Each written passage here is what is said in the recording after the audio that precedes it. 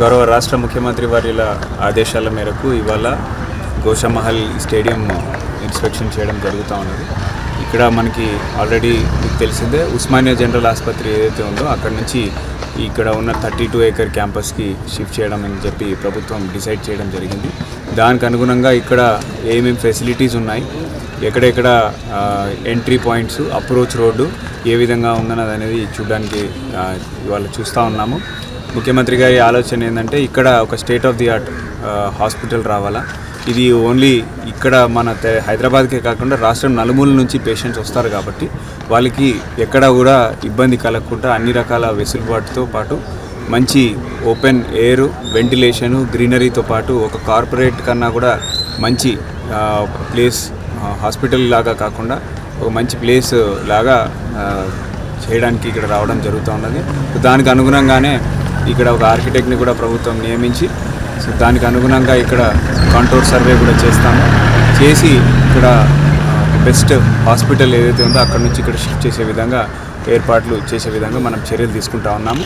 అదేవిధంగా ఇక్కడ police department వాళ్ళకు ఉన్న ఇన్ఫ్రాస్ట్రక్చర్ ఏమేమి ఉన్నాయో అవన్నీ కూడా సర్వే చేసి ఇవన్నీ కూడా ఆల్టర్నేట్ ప్లేస్ కూడా మనకి పెట్లబూర్జ్ దగ్గర ఉన్నటువంటి పీటీఓ అండ్ ఎంటీఓ ప్లేస్కి తరలించి పోలీస్ వాళ్ళకి ఇక్కడ ఉన్న దానికంటే కూడా చాలా మంచి బెటర్ ఫెసిలిటీస్ అనేది ప్రొవైడ్ చేయడం జరుగుతుంది. State of the art training complex ఏర్పాటు చేసే విధంగా చర్యలు తీసుకోమని గౌరవ ముఖ్యమంత్రి గారు ఆదేశించారు.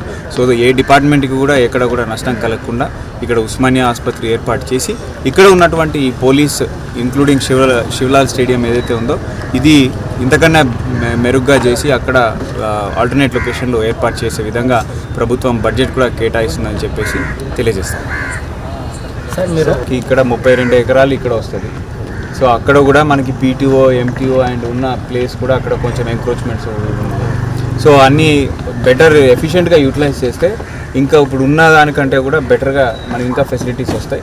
అక్కడ కూడా చూడడం జరిగింది. అక్కడ కొన్ని బిల్డింగ్స్ చాలా పాత పడిపోయి ఉన్నాయి, డైలాపిడేటెడ్ స్టేజ్లో ఉన్నాయి.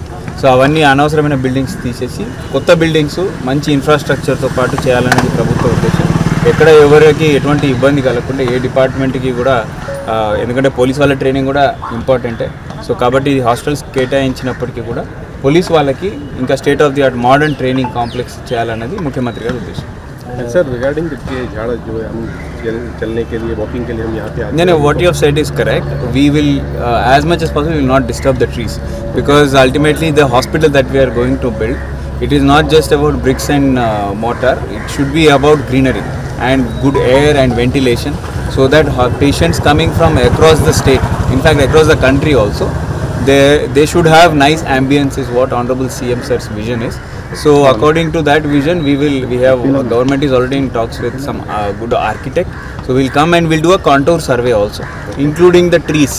What is the girth of the trees, what is the age of the tree, where they are positioned. So we'll make a detailed map. It's not just about a square map with 32 acres. We'll also map each of these assets including the trees and we'll retain to the maximum extent possible these trees because they will only add to the ambience and the vision that the government is looking towards.